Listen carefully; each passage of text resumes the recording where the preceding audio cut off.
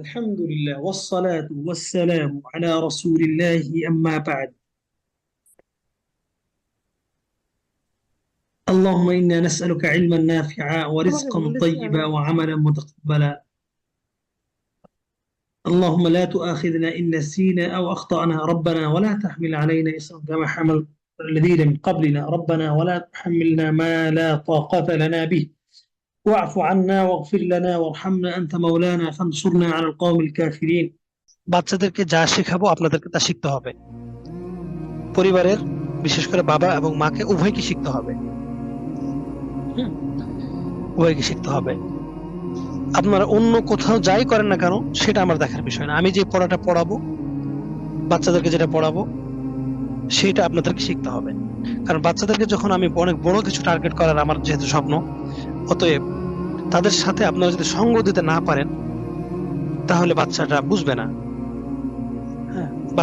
বাচ্চারা বুঝবে না, এটা একটা পয়েন্ট। 2 নম্বর হচ্ছে যে আমাদের বাচ্চাদেরকে নিয়ে টার্গেটটা কি পরিমাণ। আপনারা যে পরিমাণ অর্জন করেছেন সেই পরিমাণ কি আমাদের টার্গেট? যে শুধুমাত্র কোরআন পড়াটা শিখবে, তাতেই আমাদের জান্নাত নিশ্চিত। যেটা হচ্ছে বর্তমান সামাজিক যে রীতিনীতি চলছে, যে ওস্তাদ আমার বাচ্চাকে একটু কোরআন শেখাতে চাই, এরকম আপনারা যতটুকু শিখছেন ওইরকম নাকি আর অন্য কিছু? 2 নম্বর পয়েন্ট। 3 নম্বর পয়েন্ট হচ্ছে যে আমরা আসলে কি প্রকৃত মুসলিম, আমরা আসলে কি প্রকৃত ইমানদার, আমরা কি আসলে কি জান্নাতে যেতে পারবো? মানে আল্লাহ আমাদের থেকে কতটুকু দায়িত্ব চেয়েছেন, আল্লাহ আমাদেরকে কতটুকু দায়িত্ব দিয়েছেন, সে একটা পয়েন্ট। আর প্রথমে যেটা বলেছিলাম হয়তো, যে বাচ্চাদেরকে যেটা শেখাবো সেটা আপনাদেরকে শিখতে হবে। সেটা আমরা ইনশাল্লাহ পরে শুরু করবো আলিফ বা থেকে। যে এটা হয়তো বা ওইরকম যে বাচ্চাদেরকে শিখতে যেটা হয়তো 1 মাস লাগবে, আপনাদের সেটা 1 ঘন্টা লাগবে। আপনাদের সেটা 1 ঘন্টা লাগবে, ঠিক আছে? তো এই মোট 4টা পয়েন্ট যে ইনশাল্লাহ আপনাদেরকে শিখতে হবে। আর আমাদের দিন ধর্মের পরিস্থিতিটা আসলে কোন পর্যায়ে আছে একটু পরীক্ষা করা দরকার। আর আমাদের টার্গেটটা কি সন্তানদেরকে নিয়ে, ইত্যাদি এইসব বিষয়গুলো যথাসাধ্যই আলোচনা করার চেষ্টা করবো ইনশাআল্লাহ। প্রথম বিষয় বলবো যে আমরা সন্তানদেরকে কি টার্গেট কি করতে চাই, সন্তানদেরকে নিয়ে আমাদের টার্গেটটা কি? সন্তানদেরকে নিয়ে কি টার্গেট এটা আপনারা অনেকেই জানেন না। মানে শতকরা 90% বা 99% ফ্যামিলি জানে না যে আমি সন্তানদেরকে কি করব, এই সঠিক সিদ্ধান্তটা কি হওয়া উচিত এটা কেউ জানে না, ইল্লা মাশাআল্লাহ। কেন জানেন না? কারণ এটা যে একটা পয়েন্ট, সন্তানকে কি করতে হবে, এটা যে একটা পয়েন্ট, এটি তো মানে আমাদের সিলেবাসে নাই। সন্তানকে কি করতে হবে এই মর্মে কয়জন বাবা মাকে পাওয়া যাবে যে এটা নিয়ে তারা মানে গবেষণা করেছেন? 10 জন লোকের কাছে জিজ্ঞেস করেছেন যে আমি সন্তানকে কি বানাতে চাই, কি বানানো উচিত, কি আমার দায়িত্ব? কাকে জিজ্ঞেস করেছেন? আমরা কেউ জিজ্ঞেস করি না। তো এই সমস্যা থেকে বের হয়ে আসতে হবে। কি করতে হবে সন্তানকে যেটা করতে হবে, প্রথমত নিয়ত করতে হবে সন্তান যেন আমার যুগশ্রেষ্ঠ আলেম হয়, যুগশ্রেষ্ঠ মুহাদ্দিস হয়, শ্রেষ্ঠ মুসলিম হয়, শ্রেষ্ঠ ইমানদার হয়। এই নিয়তটা করা ফরজ। এই নিয়তটা করা কি? অভিভাবকের উপরে ফরজ হচ্ছে যে আমার সন্তান যেন যুগশ্রেষ্ঠ আলেম হয়, মুহাদ্দিস হয়, ফকিহ হয়, মুখলিস হয়, মুমিন হয় এবং জান্নাতুল ফিরদাউসের অধিকারী, জান্নাতবাসী হয়। এই নিয়তটা করা হচ্ছে প্রত্যেকের জন্য ফরজ। কেন ফরজ? এজন্য ফরজ যে আল্লাহ রাব্বুল আলামিন আমাদেরকে এই জন্য সৃষ্টি করেছেন যে আমরা আল্লাহকে সন্তুষ্ট করব। আল্লাহকে সন্তুষ্ট করা যেহেতু ফরজ, অতএব আল্লাহকে সন্তুষ্ট করার জন্য কেউ যদি বলে যে আমি সিরিয়ালে 100 নম্বর হবো, সমস্যা নাই, দৌড় প্রতিযোগিতায় আমি সিরিয়ালে 100 নম্বর হবো, হ্যাঁ, একটা চকলেট তো পাবো, এটা হলো হীন মন মানসিকতা, এটা তুচ্ছ তাচ্ছিল্য একটা মন মানসিকতা। হ্যাঁ, এই কথাটা আপনি কাউকে উপস্থাপন করা মানে হচ্ছে ওই প্রতিষ্ঠানকে কি করা, ঘৃণা করা, তুচ্ছ তাচ্ছিল্য করা। মনে করেন যে আমার প্রতিষ্ঠানে আপনি ভর্তি করলেন, বা ধরেন যে অক্সফোর্ডে ভর্তি করলেন, আপনার সন্তানকে ভর্তি করার জন্য চাচ্ছেন, অথবা যে কোনো ইউনিভার্সিটি গিয়ে বললেন, ভিসি কে বললেন যে আমার ছেলে যেন সিরিয়ালে 100-র মধ্যে 90-এর পরে থাকে, আমার আপত্তি নেই। এই কথাটা বললে পৃথিবীর কোনো মানুষ আপনাকে জায়গা দিবে? বলেন তো, কখনো জায়গা দিবে না। তো আল্লাহ রাব্বুল আলামিনকে সন্তুষ্ট করার জন্য সর্বোচ্চ টার্গেট প্ল্যান করা এটা ফরজ। কারণ আল্লাহ আমাকে এই জন্য সৃষ্টি করেছে, আল্লাহ এই জন্য সৃষ্টি করেনি যে তুমি আল্লাহকে বলো যে আল্লাহ আমি আমার অর্ধেক, আমি আমার মতো চলবো, আর তোমাকে আমি জাস্ট ভিক্ষার মতো কিছু দিব। আল্লাহ তাআলা বলছেন, ইয়া মাশারাল জিন্নি ওয়াল ইনসি ইসতাতা'তুম আন তানফুযু মিন আকতারিস সামাওয়াতি ওয়াল আরদি ফানফুযু লা তানফুযুনা ইল্লা বিসুলতান। হে জিন ইনসান, তোমরা যদি আল্লাহর নেতৃত্ব থেকে বের হয়ে, আল্লাহর পৃথিবী থেকে বের হয়ে অন্য কোথাও যেতে পারো, চলে যাও, চলে যাও। লা তানফুযুনা ইল্লা বিসুলতান, যেতে পারবে না আল্লাহর রাজত্ব ছাড়া। ঠিক আছে? তো এই হচ্ছে আমাদের সন্তানদের টার্গেট করতে হবে যে আমার সন্তানটা যেন কোরআন এবং হাদিসের উপরে বিশেষজ্ঞ হয়। এই প্ল্যানটা আপনাদের রাখতে হবে। তো এই প্ল্যানটা রাখার পাশাপাশি আপনাদের কি করতে হবে? আপনাদেরও সেই প্ল্যানটা করতে হবে যে আমাদেরও সেটা হওয়া উচিত। হ্যাঁ, আমাদেরও সেটা হওয়া উচিত। আর কি করতে হবে? এটা এই প্ল্যান দুটো যদি ঠিক করেন তাহলে কি করতে হবে? দুনিয়ার ঝায় ঝামেলা থেকে, ব্যস্ত থেকে বের হয়ে আসতে হবে, বের হয়ে আসতে হবে। যদি বলেন যে এভাবে তো ভাবি নাই, মোটামুটি মনে করেছিলাম, এই যে মোটামুটি মনে করেছিলাম, আল্লাহ তাআলা বলছেন ওয়া ইন তুতি আকসারা মান ফিল আরদি ইউদিল্লুকা আন সাবিলিল্লাহ, তুমি যদি অধিকাংশ মানুষের অনুসরণ করো, তারা তোমাকে পথভ্রষ্ট করে ফেলবে,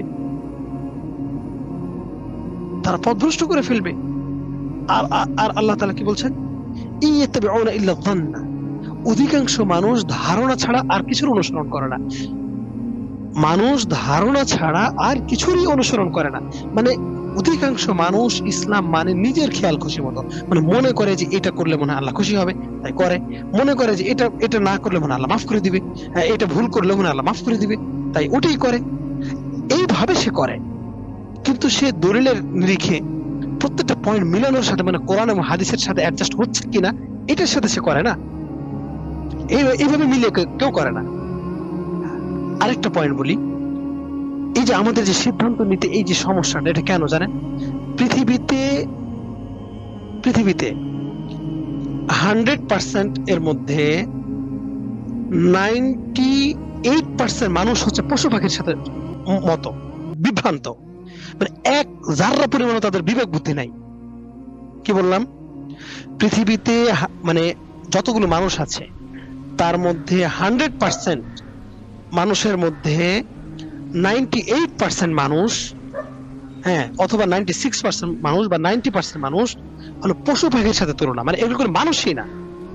মানে যদি বলে যে বিবেক, এক জাররা পরিমাণও বিবেক নাই, মানে এক সরিষা পরিমাণও বিবেক নাই, মানে বিবেকের বাইরে। সেগুলো হচ্ছে মানুষ নামের পশু, অথবা তার চেয়েও নিকৃষ্ট। বলেন যে এটা কিভাবে সম্ভব? হ্যাঁ, এটা এভাবেই সম্ভব যে পৃথিবীতে মাত্র 2% মুসলিম, যতগুলো মানুষ আছে, হ্যাঁ, যতগুলো মানুষ আছে তার মধ্যে মাত্র 2 ভাগ মুসলিম। অর্থাৎ যদি আমরা বলি যে 800 কোটি মুসলিম মানুষ পৃথিবীতে, তার মধ্যে আপনার 600 কোটি হচ্ছে অমুসলিম, মানে কাফের, ইহুদি, নাসারা ইত্যাদি ইত্যাদি। মুসলিমদের মধ্যে 200 কোটি মুসলিম। তো এই 200 কোটি বাদ দিয়ে যে 600 কোটি মুসলিম থাকে, এরা তো মুসলিমই না। তাহলে এরা তাদের সঠিক বিবেক দিয়ে তারা কোনো কাজ করতে পারলো না। মানে সঠিক বিবেক দিয়ে কাজ করার অর্থ হচ্ছে জান্নাত অর্জন করা, জাহান্নাম থেকে বেঁচে থাকা। তো এই যে জাহান্নাম থেকে বেঁচে থাকা, এটা 600 কোটি মানুষের মধ্যে এই চিন্তাটা নাই। মানে 600 কোটি মানুষ জাহান্নামের আগুন থেকে বাঁচতে হবে, এই প্ল্যান থেকে তারা দূরে, মানে এই টার্গেট, এই মানে হিসাব থেকে তারা দূরে। এই হিসাব তাদের ব্রেনে আসেই না। কথা কি ক্লিয়ার? নাম্বার 1। নাম্বার 2, এবার আসেন আমরা 200 কোটি মুসলিমদের মধ্যে। এই 200 কোটি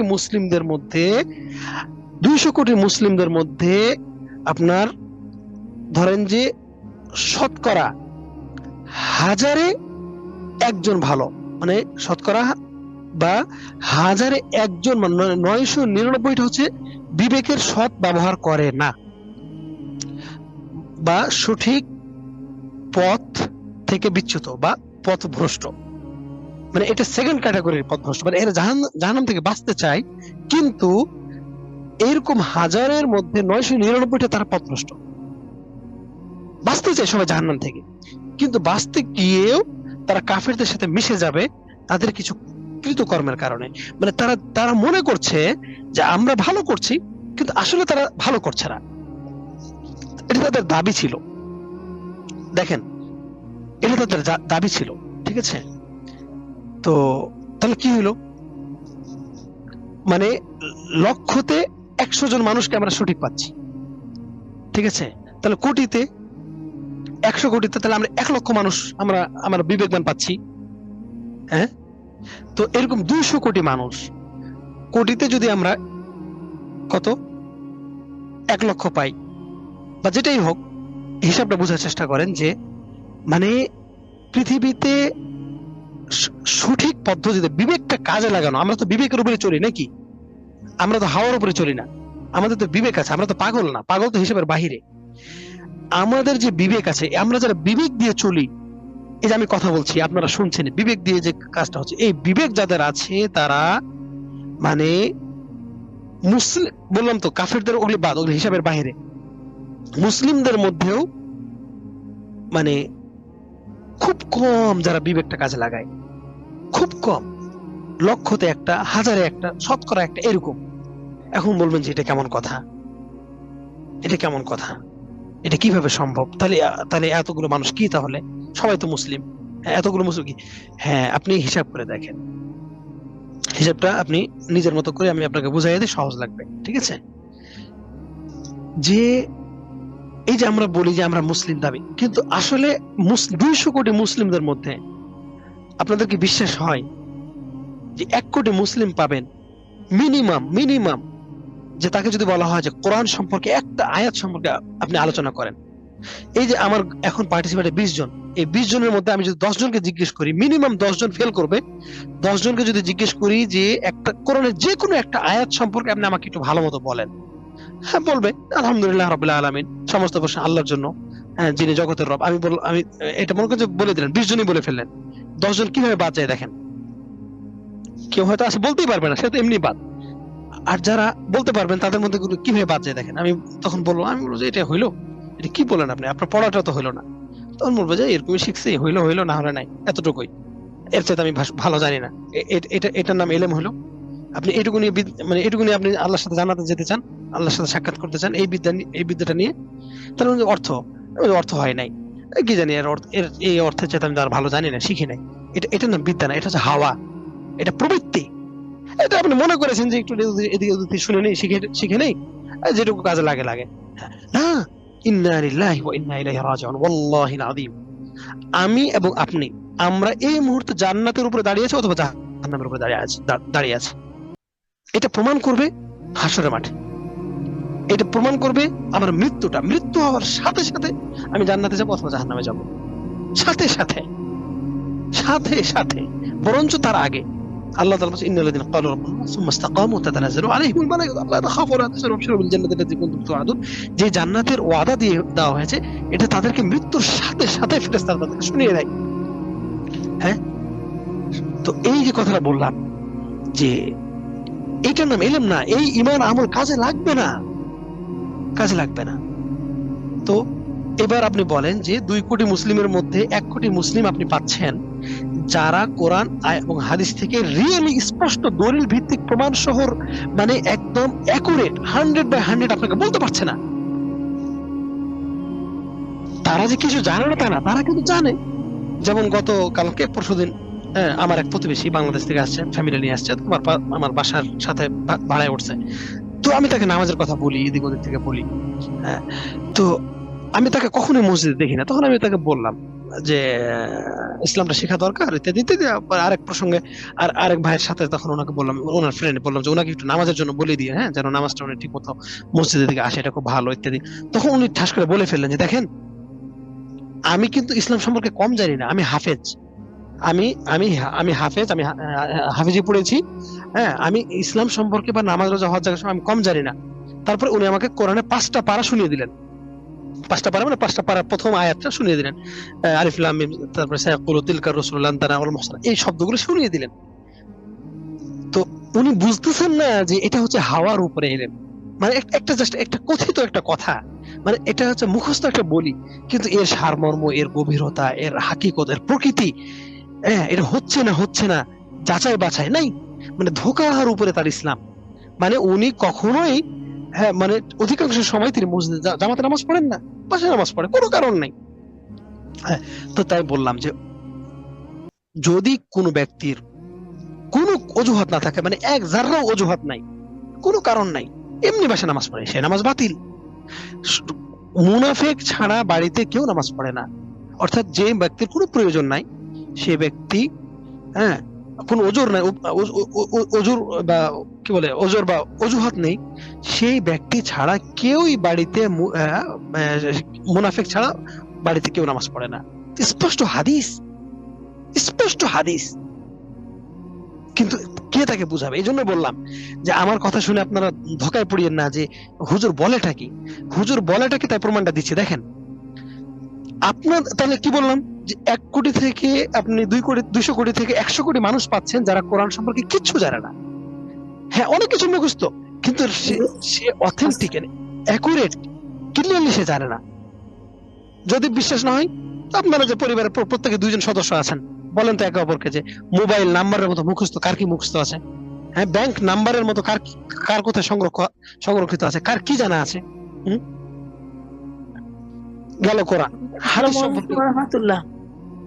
আচ্ছা, পরে কথা বলেন, আমি শেষ করার পরে বিদায়। আচ্ছা, হাদিস, এবার হাদিস সম্পর্কে জিজ্ঞেস করেন তো, একে অপরকে জিজ্ঞেস করেন যে আচ্ছা তুমি বলো তো, সত্য করে বলো তো, একটা হাদিস তুমি নিয়ে আল্লাহর কাছে দাঁড়াতে পারবা যে আল্লাহ এই হাদিসটার জন্য আমি 10 টাকা ব্যয় করেছি, 10টা মিনিট সময় দিয়েছি, আল্লাহ আমার কোনো পুঁজি নেই, একটা হাদিস আমি শিখেছি। যেমন নাকি ওই সাহাবীদের মধ্যে অনেকে ছিলেন যে একটা হাদিস শেখার জন্য 2 মাস সফর করেছে। কয় মাস? 2 মাস সফর করেছে একটা হাদিস শোনার জন্য। সে হাদিসটা সে জানেও, কিন্তু সে এটা একটা শিওর হওয়ার জন্য যে আসলে কি আমারটা ঠিক আছে কিনা, বা আমি উড়াধুরা মানে একটু একটু জানে, উল্টাপাল্টা জানে, ভুল ভ্রান্তি সহ জানে, এটাকে অ্যাকুরেট করার জন্য, একদম অথেন্টিক, একদম প্রমাণ করার জন্য সে 2 মাস সফর করেছে। 2টা মাস। আর কোরআনের আয়াতগুলো যখন লেখা হয়, তখন একটা আয়াত ছিল, লাকাদ জাআকুম রাসূলুম মিন আনফুসিকুম আজিজুন আলাইহি মা আনিতুম হারিসুন আলাইকুম বিল মুমিনিনা রাউফুর রহিম। এই আয়াতটা সকল সাহাবীদের মুখস্থ, কিন্তু কোন আয়াতের পরে রাখতে হবে, মানে কোন আয়াতের পরে লিখতে হবে, এটার কোনো প্রমাণ পাওয়া যায় না। মানে যখন লেখা হয় সর্বশেষ আপনার প্রকাশনার জন্য উসমান রাদিয়াল্লাহু আনহুর যুগে, না কি বলে, উসমান বা আবু বকর রাদিয়াল্লাহু আনহুর যুগে, হ্যাঁ, কোথায় রাখতে হবে, অথবা নবীর যুগেই, আমার সময়টা মনে নাই, কিন্তু যখন রাখা হয় বা লেখা হয় একদম চূড়ান্ত কপি যখন করা হয়, তখন এই আয়াতটা কোন আয়াতের পরে লিখতে হবে, কোন সূরার পরে লিখতে হবে, এটা কেউই বলতে পারছে না। এখন অবস্থাটা হবে এটা কি? কিন্তু সবাই তো মুখস্থ, সবার মুখস্থ, হাজার হাজার হাফেজ সাহাবীদের মধ্যে, সুবহানাল্লাহ, কেউ বলতে পারছে না। তখন একজন সাহাবী তিনি বললেন যে এই আয়াতটা অমুক জায়গায়, অমুক সূরার এই জায়গায় রাখতে হবে। তো এখন নিয়ম হচ্ছে আয়াতগুলো যে কোথায় রাখতে হবে এটার জন্য প্রমাণ লাগবে। তখন তারা করলেন কি, মানে প্রমাণটা এরকম ছিল যে প্রত্যেকটা আয়াত কোথায় কোথায় রাখতে হবে এর জন্য মিনিমাম 2 জন ব্যক্তির সাক্ষী লাগবে। তখন এই সাক্ষী আর পাওয়া যাচ্ছে না, একজন সাক্ষী পাওয়া গেছে। সাহাবীটার নাম হচ্ছে হুযায়ফা ইবনুল ইয়ামান, হুযায়ফা রাদিয়াল্লাহু আনহু। আমি এই ঘটনাটা আমি কয়েক জায়গায় পড়েছি, নিজেও পড়েছি এবং শুনেছিও, বাট আমি এটাকে আরো তাহকিক করবো একদম অ্যাকুরেট কিনা, এটা পরবর্তীতে আমি ইনশাআল্লাহ জানাই দেবো বিদিনিল্লাহ। তবে আমার সন্দেহ হচ্ছে, জাস্ট আমি সন্দেহ হয়নি, কিন্তু আমি জাস্ট এটাকে আরো অথেন্টিক করার জন্য, যেন আমার তথ্যটা ভুল না হয়, সেটা এই ঘটনা কি সত্যি কি সঠিক কিনা আমি এটা গবেষণা করার পরে জানাবো, যাই হোক এই পর্যন্ত আমি বলি। তখন ওই সাহাবী, একজন তো দলিল পাওয়া যায় বা আর কোনো দলিল পাওয়া যাচ্ছে না, মানে দুইজন ব্যক্তি পাওয়া যাচ্ছে না। তখন উনি বললেন যে, তখন সাহাবায়ে কেরাম বলছেন যে কি করা যায়। হ্যাঁ, তখন উনি বলছেন যে এই আয়াতটা ওখানে রাখতে হবে, এবং এবং তিনি বলছেন যে আমি দুইজন সাক্ষীর সমান। এটা আশ্চর্য কথা। তিনি বলছেন অথবা কেউ তাকে বলছেন, হ্যাঁ, যে এই হুযায়ফা ইবনুল ইয়ামান একজন ব্যক্তি দুইজন ব্যক্তির সমান। এটা কিভাবে? এটা আরেক মুসিবত হয়ে গেল না? এটা কেমন কথা? তখন ঘটনা এটা প্রমাণ হওয়ার জন্য তো প্রমাণ হতে হবে যে এটা ঠিক কিনা। তখন তাকে বলা হলো যে একজন ব্যক্তি দুইজনের সমান হয় কেমন, এটা আবার কোন কথা? তখন তিনি বললেন, অন্যরা সাক্ষী দিলেন যে নবী সাল্লাল্লাহু আলাইহি ওয়াসাল্লাম একজন ইহুদির কাছে একটা ঘোড়া বাকিতে কিনেছিলেন। একটা ঘোড়া বাকিতে কিনেছিলেন। হ্যাঁ, তখন নবী সাল্লাল্লাহু আলাইহি ওয়াসাল্লাম ওই ইহুদিকে ওই 1 টাকা দিয়ে দেয়। 1 দিরহাম দিয়ে কিনেছিলেন, বা যে কয় টাকা দিয়ে কিনেছিলেন, ওই টাকাটা দিয়ে দেয় ইহুদিকে। সেই ইহুদি কিছুদিন পরে মিথ্যা রটায় যে নবীর কাছে আমি টাকা পাই। কিন্তু নবী সাল্লাল্লাহু আলাইহি ওয়াসাল্লাম যে ঘোড়াটা কেনা বেচা করেছিলেন, এখানে কেউ সাক্ষী ছিল না। কেউ সাক্ষী ছিল না, নবী এবং ইহুদি, বাস, আর কোনো সাক্ষী নাই, আল্লাহ। তো তারপরে তখন এবার দ্বন্দ্ব লাগছে। ইহুদিটা এসে নবী সাল্লাল্লাহু আলাইহি ওয়াসাল্লাম বলছে যে আমি তোমার কাছে টাকা পাই, ঘোড়া বেচার টাকাটা আমি পাই। তখন নবী বলছে আমি তো তোমাকে দিয়ে দিয়েছি। তখন বলছে যে না, তুমি দাও নাই, আপনি দেন নাই। তখন নবী সাল্লাল্লাহু আলাইহি ওয়াসাল্লাম বলছেন আমি দিয়ে দিয়েছি। আচ্ছা, এটা প্রমাণটা কি? এটা কেমনে প্রমাণ হবে? এখন আল্লাহ ছাড়া কেউ সাক্ষী নেই, কোনো মানুষ নাই, নবী এবং এই ইহুদি। তখন এই পাশ দিয়ে হেঁটে যাচ্ছিলেন এই হুযায়ফা ইবনুল ইয়ামান রাদিয়াল্লাহু আনহু। এই হুযায়ফা ইবনুল ইয়ামান রাদিয়াল্লাহু আনহু তিনি হেঁটে যাচ্ছিলেন পাশ দিয়ে। তখন বলছে কি হয়েছে, ঘটনা কি? বলছে যে এই ঘটনা। আচ্ছা, এবার কেমনে প্রমাণটা করবেন যে নবী তাকে টাকা দেয় নাই? টাকা যে দিছে এটা কেমনে প্রমাণ করবেন? তখন হুযায়ফা ইবনুল ইয়ামান রাদিয়াল্লাহু আনহু যেহেতু সাহাবী, যেহেতু তার মধ্যে ঈমান আছে, তিনি বলছেন যে আমি সাক্ষী যে নবী তোমাকে টাকা দিয়েছে। এইটা আবার কোন ঘটনা? তো এটা কেমন কথা যে আমি সাক্ষী যে নবী সাল্লাল্লাহু আলাইহি ওয়াসাল্লাম তোমাকে টাকা পরিশোধ করে দিয়েছে।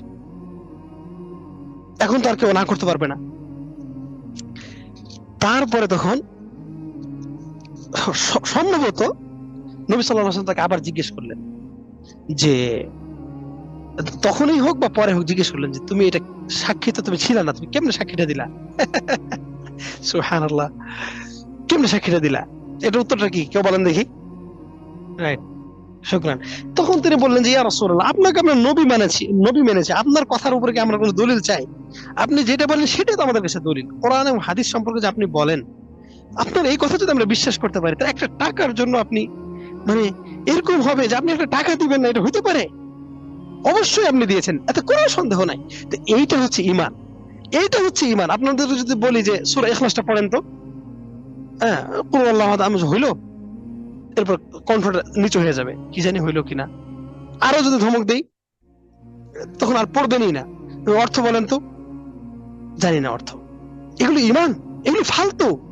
ওয়াল্লাহি আযীম, কাসামান বিল্লাহ ওয়াল্লাহি আযীম আল্লাযী লা ইলাহা ইল্লা হু। এগুলো হচ্ছে ধোঁকা, এগুলো মুনাফিকের আচরণ। আপনার ঈমান কোথায়? একজন সাহাবী একটা হাদিসের জন্য 2 মাসের জন্য সফর করে, আর আপনি 2 মিনিটের জন্য সময় দিতে পারেন না? একটা আয়াত আপনার পূজিত হয় না? একটা হাদিস আপনার হয় না? একটা দোয়া হয় না? এই জন্য এই যে আমরা সবাই মিলে যে আত্মসমালোচনা যে আলোচনাগুলো করছি, আশা করি বুঝবেন এগুলি আপনি মানুষের দিকে তাকায়েন না। হ্যাঁ, একদিন বলেছিলাম আলোচনায়, মনে আছে, যে পৃথিবীর মানুষকে নিয়ে আপনি ভাববেন জাহান্নাম এত বড় যে পৃথিবীর মানুষগুলোকে যদি জাহান্নামে ফেলে দেওয়া হয়, তো একটা সরিষা পরিমাণের জায়গাটুকু ভরবে না। বুঝাইতে পারি নাই কথাটা, বুঝাইতে পারি নাই। পৃথিবীতে যে মানুষগুলো আছে, 800 কোটি মানুষ জীবিত ধরেন, এই সব মানুষগুলোর যে ওজন হবে, কি হবে বললাম? ওজন হবে। মাপেন, প্রত্যেকে হিসাব দেন কত কত কত ওজনের হয় সবগুলো মানুষ। জাহান্নামে যে লোকগুলোকে ফেলানো হবে, ওয়াল্লাহিল আযীম আমি জানি না যে একটা মানুষের সমতুল্য ওজন হবে কিনা। তো এই যে তথ্যগুলো আপনাদের জানা নাই, আর মনে করতেছেন যে ইসলামের আমি মানে কোনরকম ইসলামটা পড়ে আমি জান্নাতে চলে যাবো, আপনার বাচ্চাটাকে কি বানাবেন এটাই ঠিক করেন নাই। 10টা মিনিট সময় হয় না ধর্ম শেখার জন্য, ইসলাম শেখার জন্য?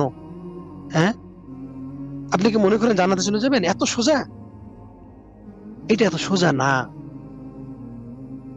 এটা যদি আল্লাহ রাব্বুল আলামিন আমাদেরকে বলতেন যে তোমরা কেউ কোনো নড়াচড়া করতে পারবে না, মানে যেভাবে জন্মগ্রহণ করেছো ওই জায়গাতে, ওই যেই জায়গাতে জন্মগ্রহণ ওই জায়গাতে বসে তোমাদের মৃত্যুবরণ করতে হবে, আর ওখানে বসে ইবাদত করতে হবে, ঈমান আমল চর্চা করতে হবে, আমাদের কিছু করার ছিল না। তবুও আমাদের ধরে নিতে হতো যে এটা সহজ, এটা সহজ, এটা সহজ। কেন? জাহান্নামের আগুন অনেক কঠিন। আর এই দুনিয়াতে থাকতে হবে 50 বছর, এর বেশি তো না, 50, 60, 70 বছর। আর হাসরের মাঠে একদম নির্দিষ্ট লিমিটেড করা যে 50,000 বছর। এই বিবেক বুদ্ধিটুকু যদি না থাকে, আপনি মানুষ কেন? আপনি মানুষ থেকে নামটা কেটে দেন। আপনি বলেন যে আমি মানুষ না, অথবা আমি মুসলিম না। আপনি বলেন, চলে যান, আপনি ইসলাম থেকে বের হয়ে চলে যান, আল্লাহর রাজত্ব থেকে বের হয়ে যান। আপনি আল্লাহর রিজিক খায়েন না। তো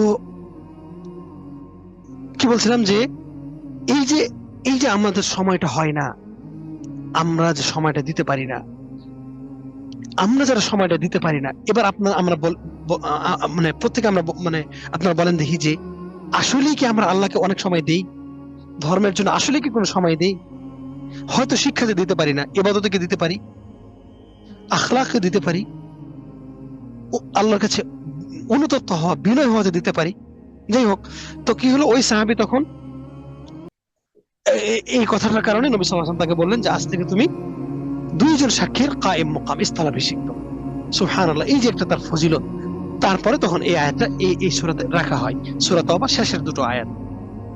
হ্যাঁ, তো এইটা হচ্ছে জ্ঞান, এটা হচ্ছে ইলম। তো আমি যে বললাম যে আমরা যে সন্তানদেরকে কি বানাবো টার্গেট ঠিক করতে পারি না, এটা প্রমাণটা কি আমি দিতে পারলাম? প্রথমত কাফেররা বাদ, মুসলিমদের মধ্যে 200 কোটির মানুষের মধ্যে 100 কোটি মানুষ কিচ্ছু জানে না, মানে একটা ধমক দিলে শেষ,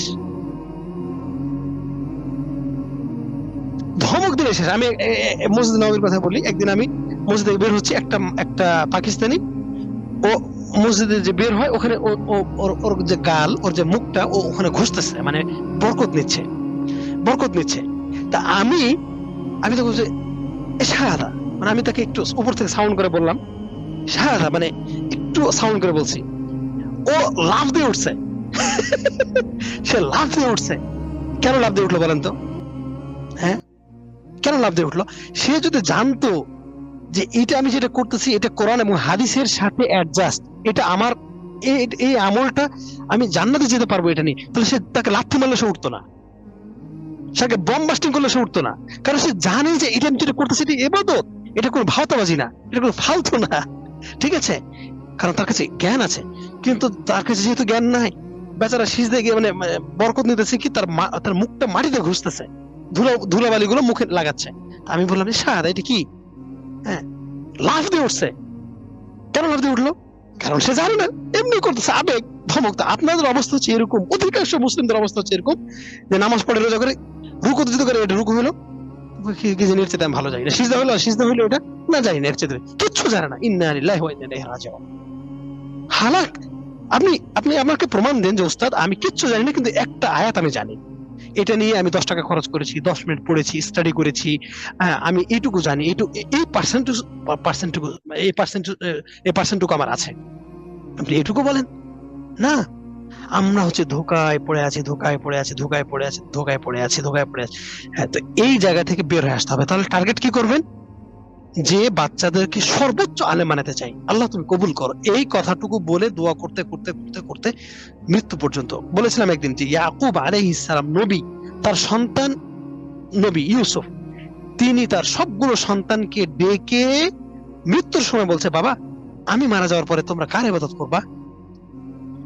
মানে মানে আল্লাহর ইবাদত করবে। আল্লাহর ইবাদত করিও, এই কথাটা আমার সন্তানকে সর্বোচ্চ আলেম বানাতে চাই, তার চেয়ে বড়। বুঝেন এই কথাটা? আমি যদি বলি যে আমার সন্তানকে সর্বোচ্চ লেভেলের আলেম বানাতে চাই, তার চাইতেও বড় হচ্ছে যে বাবা আমার মৃত্যুর পরে তোমরা কার ইবাদতটা করবা? কারণ আলেম হয়ে কি করতে হবে? আলেম ইবাদত করতে হবে। আর উনি সরাসরি ইবাদতের কথা বলছেন। হ্যাঁ, মানে মৃত্যু পর্যায়ে, মানে তিনি যখন মারা যাচ্ছেন তখনকার ঘটনা বলছে সূরা বাকারা থেকে। হ্যাঁ, তো তার সন্তানগুলোর বয়স ধরেন 80 বছর, 100 বছর, 150 বছর, 200 বছর, অস্বাভাবিক কিছু না। হ্যাঁ, তার মধ্যে একজন আছে নবী ইউসুফ। আমরা এই জায়গা থেকে আছি না, আমরা কোন জায়গাতে আছি? বাবা আমি তোমাকে ডাক্তার বানাবো, বাবা বাবা আমি তোমাকে ইঞ্জিনিয়ার বানাবো বাবা। ইন্না লিল্লাহি ওয়া ইন্না ইলাইহি রাজিউন। হালাক, মানে নিজে ধ্বংস, সন্তানকে ধ্বংস করছেন। এই সন্তান আপনার কলিজার মধ্যে পা দিয়ে আপনাকে জাহান্নামে নিয়ে যাবে। বিশ্বাস যদি না হয় তো হাসরের জন্য অপেক্ষা করেন। আল্লাহ বলছে কুল তারাব্বাসু কুল তারাব্বাসু ইন্নী মাআকুম মুতারাব্বিসিন, তোমরা অপেক্ষা করো, আমি অপেক্ষা করছি। অন্য আয়াতে বলছে ওয়াকুল হাক্কু মির রাব্বিকুম শাফিঈন ওয়া শাফিঈ ইয়াকফুর। যার বিশ্বাস হয় মানুক, যার বিশ্বাস না মানুক। এই তো। আচ্ছা, আল্লাহকে কতটুকু ভয় করা উচিত? ইসরাফিল আলাইহিস সালামের হাদিসটা আপনাদের জানাই যে আল্লাহ রাব্বুল আলামিন কিয়ামতের আগে তিনি সিংহায় ফুৎকার দিবেন। তো নবী সাল্লাল্লাহু আলাইহি ওয়াসাল্লাম বলছেন যে আমি সুখে থাকতে পারি কিভাবে, অথচ ইসরাফিল তিনি সিংহায় ফুৎকার দেওয়ার জন্য ওই যেটাতে বাঁশিটা যে ফু দিবেন ওইটা মুখের মধ্যে নিয়ে আছেন, আর চোখ দুটো আকাশের আল্লাহর দিকে তাকিয়ে আছে, আকাশের দিকে উপরে তাকিয়ে আছে, এমনকি চোখের পলকও মারে না। মানে তিনি যে হারমোনি বাজায় বা বাঁশি বাজায় ওটাকে মুখের মধ্যে নিয়ে আছে। হ্যাঁ, ওটা একটা সিংহা, হ্যাঁ একটা সিংহের মতো, তিনি ফুক দিবেন। তো ওইটা তিনি মুখে নিয়ে আছেন, আর হচ্ছে চোখ দুটো আল্লাহর দিকে তাকিয়ে আছে, এবং চোখের পলকও মারে না। বুঝেন নাই, মানে বুঝাতে পারতেছেন কথা। তখন নবী সাল্লাল্লাহু আলাইহি ওয়াসাল্লাম বললেন যে এই ঘটনাটা শুনে সাহাবায়ে কেরাম বললেন ইয়া রাসূলুল্লাহ, এটা তো অনেক কঠিন হয়ে গেল। এটা কি, মানে কি যেন সাহাবীরা কি যেন বলেছিলেন, আমার মনে নাই, এখন ভুলে গেলাম কথাটা, কারণ এটা অনেকদিন পরে চর্চা করলাম আমার কথাটা। তো যাই হোক, সাহাবায়ে কেরাম বলছে যে এটা তো অনেক কঠিন হয়ে গেল। মানে সাহাবায়ে বললেন ইয়া রাসূলুল্লাহ, তাহলে আমরা কি বলবো? এটা বললেন যে তাহলে আমরা কি করা উচিত, আমরা কি বলতে পারি? তখন নবী সাল্লাল্লাহু আলাইহি ওয়াসাল্লাম বলেন হাসবুনাল্লাহু ওয়া নি'মাল ওয়াকিল, তাওয়াক্কালনা আলাল্লাহি রাব্বিনা, আলাল্লাহি রাব্বিনা। বলো যে আল্লাহই আমাদের জন্য যথেষ্ট। হ্যাঁ, আল্লাহই আমাদের জন্য যথেষ্ট। আর তাওয়াক্কালনা আলাল্লাহি রাব্বিনা, আমাদের রব আল্লাহর উপরে আমরা তাওয়াক্কুল করলাম, মানে ভরসা করলাম। এই হচ্ছে নবীর শিক্ষা। একদিন নবী সাল্লাল্লাহু আলাইহি ওয়াসাল্লাম বের হয়ে সাহাবায়ে কেরামকে বলছে খুযু জুন্নাতাকুম, তোমরা তোমাদের ঢাল হাতে নাও। যুদ্ধের ঢাল ছিলেন তো, যুদ্ধের ঢাল হাতে নাও। তখন সাহাবায়ে কেরাম চমকে উঠেছে। মসজিদের মধ্যে আছে, ধরেন মসজিদ নববীতে, ঠাস করে লাফিয়ে উঠেছে, বলছে যে হাল মিন আদুবিন ক্বাদ হাদারা ইয়া রাসূলুল্লাহ, শত্রু কি এসে গেছে আক্রমণ করার জন্য? হাল মিন আদুবিন ক্বাদ হাদার, শত্রু কি এসে পড়েছে যে আমরা এখন ঢাল হাতে নেব যুদ্ধের জন্য?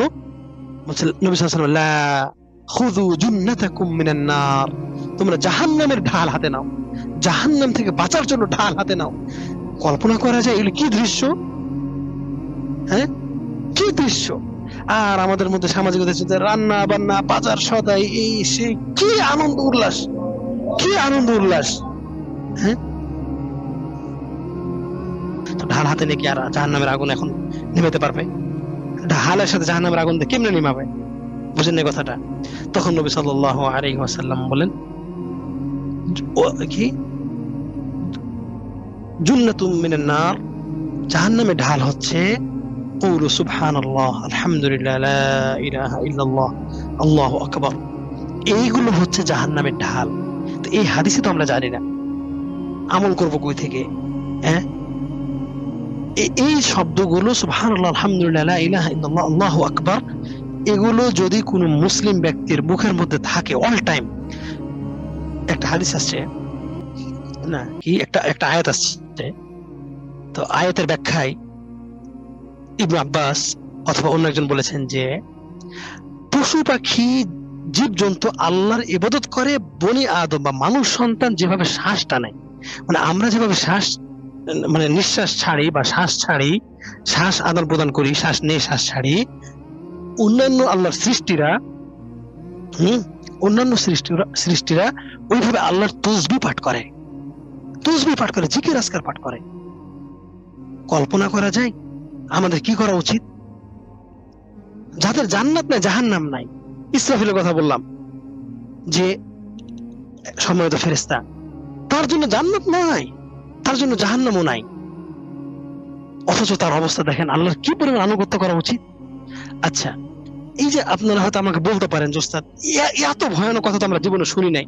আচ্ছা, ভয়ানক কথা শুনুন নাই তো আমি কি করবো? না শুনলে আমি কি করবো? জাহান্নামের আগুন যে এত ভয়ানক, এটা যদি আপনাদের ব্রেনে যদি না ধরে তো আমি কি করব বলেন?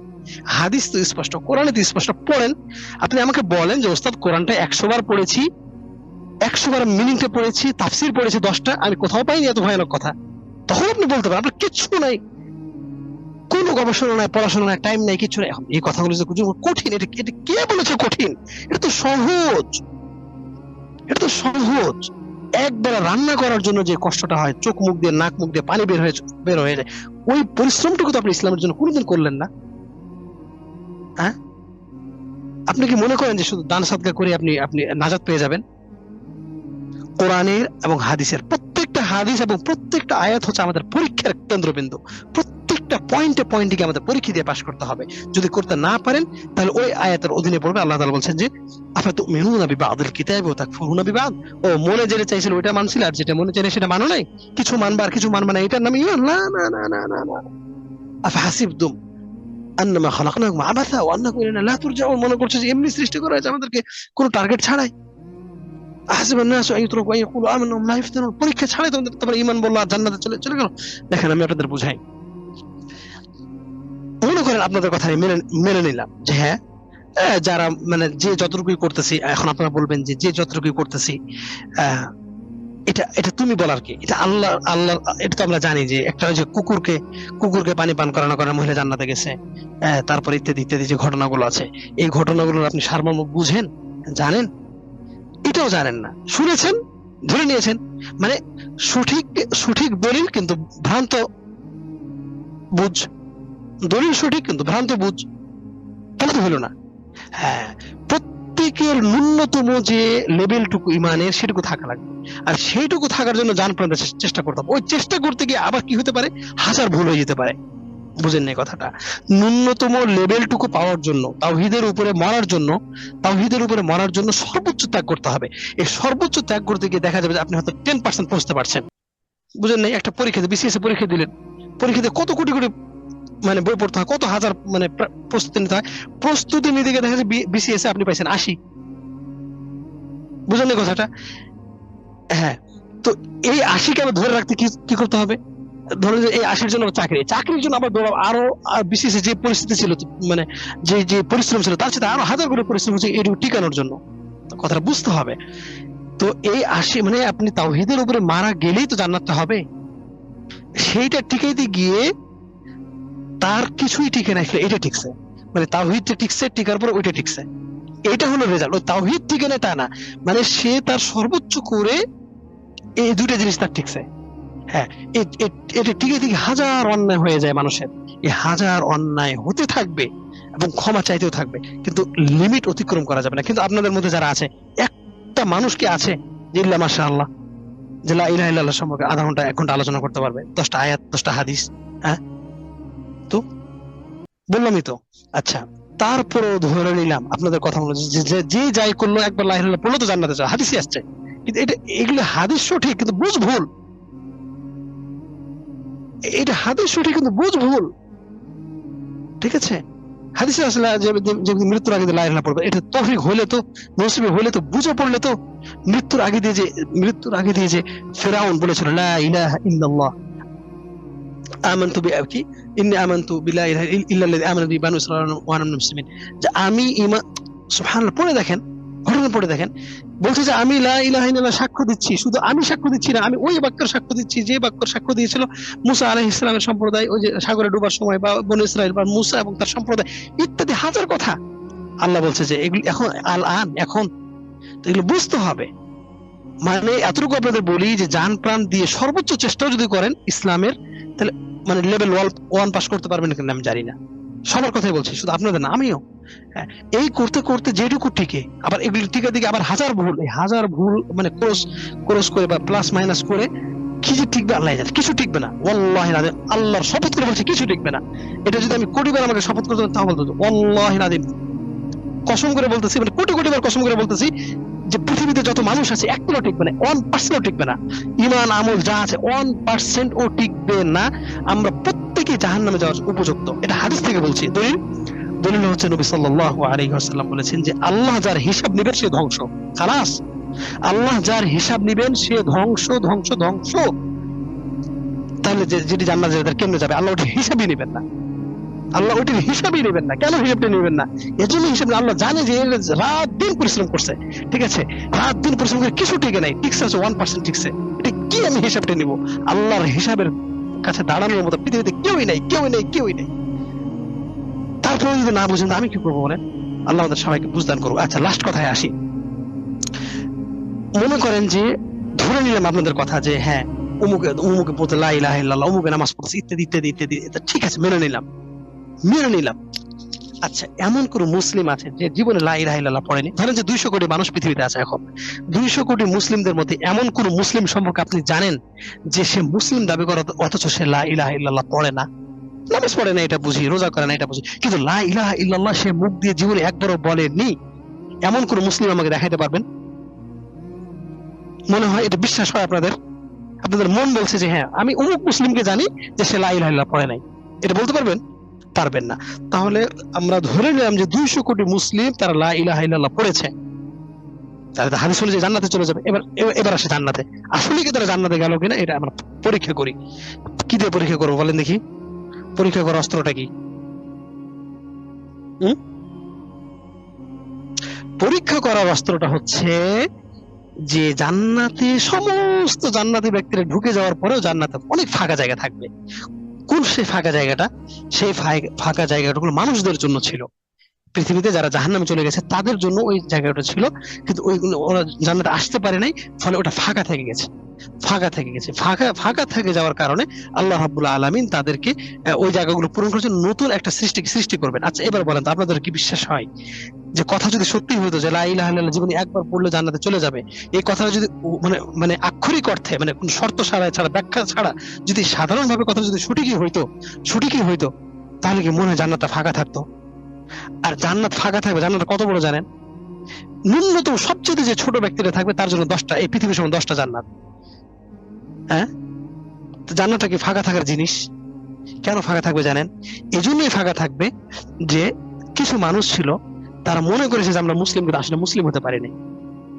এটার ব্যাপারে দুটো দলিল দেই। মক্কা মদিনাতে যখন দোয়া করা হয় বেতের নামাজে, বড় বড় লম্বা লম্বা দোয়া, সে দোয়াতে বলে যে আল্লাহ ওই সমস্ত মুসলিমদের কিভাবে বলে এই দোয়াতে যে আল্লাহুম্মা গফির লিল মুসলিমিন আল্লাযীনা শাহিদুনাকা বিল ওয়াহদানিয়্যাহ, এইভাবে বলে যে আল্লাহ ওই মুসলিমদেরকে ক্ষমা করো যারা তোমার একত্ববাদের সাক্ষী দিয়েছে, মানে যাদের একত্ববাদ তুমি কবুল করেছো, আল্লাহ তাদেরকে তুমি মাফ করো। এইভাবে দোয়া করে। আর আমরা বলি যে আল্লাহ সব মুসলিমকে মাফ করো। সব মুসলিম মানে আমাদের উদ্দেশ্য হচ্ছে ওইটা যে যারা সাক্ষী দিয়েছে, রাইট? কিন্তু হাজার মুসলিম আছে মুখে মুসলিম, নামে মুসলিম, মুখে মুসলিম, কিন্তু সত্যি অথেন্টিক মুসলিম না। আশা করি বুঝতে পেরেছেন। এবার আয়াত থেকে দলিল দিয়ে আল্লাহ তাআলা বলেন শাইতান রাজিম, আল্লাযীনা দাল্লা সাইহুম ফিল হায়াতিদ দুনিয়া ওয়া হুম ইয়াহসাবুনা আন্নাহুম ইউহসিনুনা সুনআ, ওই সমস্ত ব্যক্তিদের কর্মকাণ্ডগুলো বাতিল হয়ে যাবে যারা মনে করেছে আমরা ভালো করেছি, কিন্তু আসলে তারা ভালো করে নাই। এটা একটা আয়াত। আরেকটা আয়াতে সূরা ফুরকান আল্লাহ বলছে ওয়াকাদিমনা ইলা মা আমিলু মিন আমালিন ফাজআলনাহু হাবাআন মানসুরা, মানুষের আমলের দিকে আমি দৃষ্টিপাত করব, তারপর আমি সেই আমলগুলোকে ধুলির মতো উড়িয়ে দিব। মানে তারা আমল করেনি তা না, আমল করেছে কিন্তু টিকে নাই। আমল করেছে কিন্তু যেভাবে টিকা উচিত ছিল সেভাবে টিকে নাই, ঠিক আছে? আল্লাহ বলছে ফাজআলনাহু হাবাআন মানসুরা, সেগুলোকে বিক্ষিপ্ত ধুলার ন্যায় উড়িয়ে দিব। যাই হোক, এই কথাটা আজকে যে এখন আলোচনা করলাম, এই আলোচনার মধ্যে দুটো পয়েন্ট চলে আসলো। একটা হচ্ছে আমরা আসলেই কি আল্লাহর আনুগত্যশীল বান্দা, আমরা আসলেই কি প্রকৃত মুসলিম, আসলেই কি আমরা ইবাদত করি। দেখেন ইবাদতের ব্যাপারে আল্লাহ তাআলা বলছেন যে ফেরেশতারা এত বেশি ইবাদত করে, রাত দিন ইউসাব্বিহুনা আল-লাইলা ওয়ান নাহার লা ইয়াফতুরুন, তারা রাত দিন ইবাদত করতে থাকে, করতে লা ইয়াফতুরুন, তারা ক্লান্ত হয় না, ওয়ালা ইস্তাহসিরুন, তারা মানে তারা ক্লান্ত হয় না, তারা মানে অসুস্থ হয় না, কিচ্ছু হয় না, রাত দিন করতে থাকে, প্রত্যেকটা প্রত্যেকটা সেকেন্ড করতে থাকে। তা আমাদের কি করা উচিত? আমাদের কি করা উচিত? আমরা কাজের অজুহাত দিই যে হাজার কাজ। আপনি কাজ করেন ভাই, আপনি হাত দিয়ে পা দিয়ে কাজ করেন, মুখটা বন্ধ কেন? আপনার দিনে 1000 বার কি তাসবিহ হয়েছে? সুবহানাল্লাহ 100 বার হয়েছে? 1000 বার হয়েছে? আল্লাহু আকবার 1000 বার হয়েছে? আস্তাগফিরুল্লাহ 1000 বার হয়েছে? লা ইলাহা ইল্লাল্লাহ 1000 বার হয়েছে? এই যে দেখেন, লা হাওলা ওয়ালা কুওয়াতা ইল্লা বিল্লাহ, এই বাণীটা কানজুম মিন কুনুজিল জান্নাত, জান্নাতের চাবি। জান্নাতের চাবি মানে ধন ভান্ডারের চাবি। মানে পৃথিবীতে কোনো মানুষ ভালো কাজ করতে পারে না আর খারাপ কাজ থেকে বেঁচে থাকতে পারে না এই বাক্যের প্রভাব ছাড়া, এই কথাটার প্রভাব ছাড়া। মানে আল্লাহ রাব্বুল আলামিন এই কালিমাটার প্রভাবে আল্লাহ আমাদেরকে ভালো করার তৌফিক দান করে আর খারাপ থেকে বাঁচিয়ে রাখে। কিসের প্রভাবে বলেন তো? আল্লাহর ক্ষমতার, আল্লাহর ক্ষমতা। এই ক্ষমতাটা কেমনে জানলাম? এই যে লা হাওলা ওয়ালা কুওয়াতা, এই বাক্যটার কারণে। এই বাক্যটা হচ্ছে সব কল্যাণের চাবি। লা হাওলা ওয়ালা কুওয়াতা ইল্লা বিল্লাহ, এটা যে জিনিস, লা ইলাহা ইল্লাল্লাহ সেটা একই জিনিস, আল্লাহু আকবার একই জিনিস। এগুলি সামর্থ্যবোধক শব্দ, মানে একই, মানে শব্দ ভিন্ন কিন্তু অর্থ উদ্দেশ্য একই। যাই হোক, আজকের যে এই সংক্ষিপ্ত আলোচনা, এই আলোচনা থেকে দুটো জিনিস আমি আপনাদের স্পষ্ট করতে চাই। সেটা হচ্ছে যে আমাদের টার্গেটটা ঠিক করতে হবে, নাম্বার 1। নাম্বার 2, এই টার্গেটটা ঠিক করার জন্য সন্তানকে ওই টার্গেটটা ঠিক করতে হবে যে সন্তানকে শ্রেষ্ঠ আলেম বানাতে চাই। ঠিক আছে, কথাগুলো শর্ট করে নিয়ে আসছি। 3 নম্বর পয়েন্ট হচ্ছে যে এই কোর্সের জন্য, ঠিক আছে, আমার এই প্ল্যানগুলো বাস্তবায়ন করার জন্য আমাকে সময় দিতে হবে। ঠিক আছে, অজুহাত করে লাভ নেই। যদি অজুহাত আপনার মনে হচ্ছে, আমি আমার প্রতিষ্ঠানটাকে নষ্ট করিয়েন না। যার অজুহাত পছন্দ হবে, মানে যার বেশি অজুহাত থাকবে, যার এই কথা বলে যার ভালো লাগবে না, তারা আপনারা আমার ক্লাস থেকে, আমার গ্রুপ থেকে আপনারা লিভ নিয়ে চলে যান সসম্মানে। কারণ আমাকে আঘাত করে লাভ নেই, কারণ আমার অনেক বড় টার্গেট আমাকে আগাতে হবে। হ্যাঁ, এই জায়গাতে আপনারা কেউ আমার বাধা সৃষ্টি করবেন না। ঠিক আছে, মানুষের দেখা দেখে আমরা চলতে রাজি না, কখনোই না। আমি কারো দেখা দেখে চলতে রাজি না, কারণ আমি আল্লাহর নিদর্শন মেনে চলার চেষ্টা করি, জাহান্নাম থেকে বাঁচতে চাই। সেই বাঁচতে গিয়ে আমি বাঁচতে পারবো না এটাই নিশ্চিত, কোনো সন্দেহ নেই, আল্লাহর দয়া ছাড়া। আল্লাহর দয়া পাওয়ার জন্য আমাকে সর্বোচ্চ চেষ্টা করতে হবে। আর এবং আপনারা আমার সাথে আছেন, আপনাদেরকেও সেই আমার লাইনে থাকতে হবে। রাত দিন সন্তানের জন্য দোয়া করতে হবে, জিকির আজকার করতে হবে, জান প্রাণ দিয়ে সর্বোচ্চ ত্যাগটা করতে হবে। এটুকু আমি আপনাদের থেকে চাই।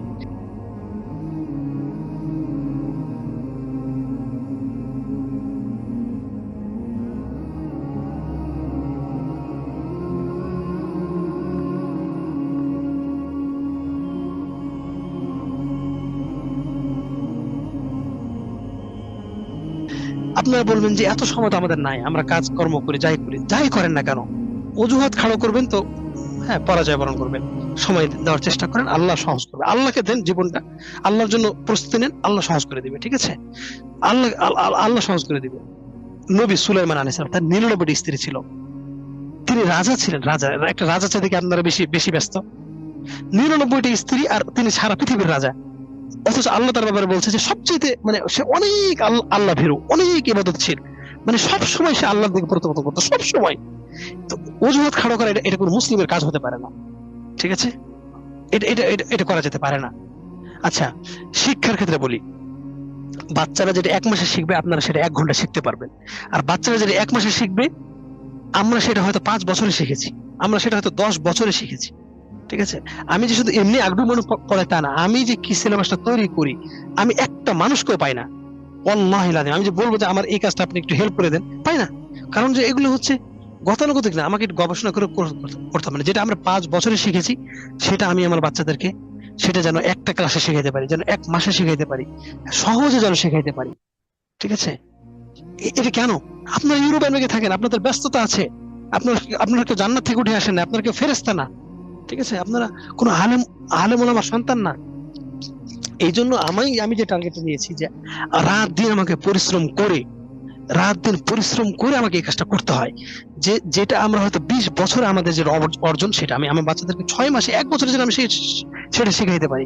আর সেটা আপনাদেরকে আমরা মানে এক একটা ক্লাসে মাসে 1 মাসের পড়াগুলো আমরা শেখাই দিতে। এই সুযোগ যদি আপনারা না নেন, আর কোথায় যাবেন, কে শেখাবে? আর লাস্ট কথাটা বলি, দেখেন, জান্নাতে যেতে হলে, জাহান্নাম থেকে বাঁচতে হলে একে অপরকে কামড়াকামড়ি করে ধরে থাকতে হবে। বুঝলেন, কামড়াকামড়ি মানে লেগে থাকতে হবে, অল টাইম একে অপরকে সতর্ক করতে হবে, অ্যালার্ম করতে হবে। ঠিক আছে, ইনভাইট করতে হবে, স্মরণ করাই দিতে হবে। এগুলোই হচ্ছে আমার কোর্সের প্ল্যান, পরিকল্পনা। আমরা সবাই একটা অঙ্গের মতো লেগে থাকবো। তারপর যেন আল্লাহ রাব্বুল আলামিন যেন আমাদের উপরে তৌফিক দান করে এবং আল্লাহ যেন আমাদের খুশি হয়ে যায়। তো ঠিক আছে, ইনশাআল্লাহ আজকে এ পর্যন্তই রেখে দিই, পরে কথা হবে ইনশাআল্লাহ। সুবহানাল্লাহ, আশহাদু আল্লা ইলাহা ইল্লাল্লাহ, আস্তাগফিরুকা ওয়া আতুবু ইলাইক।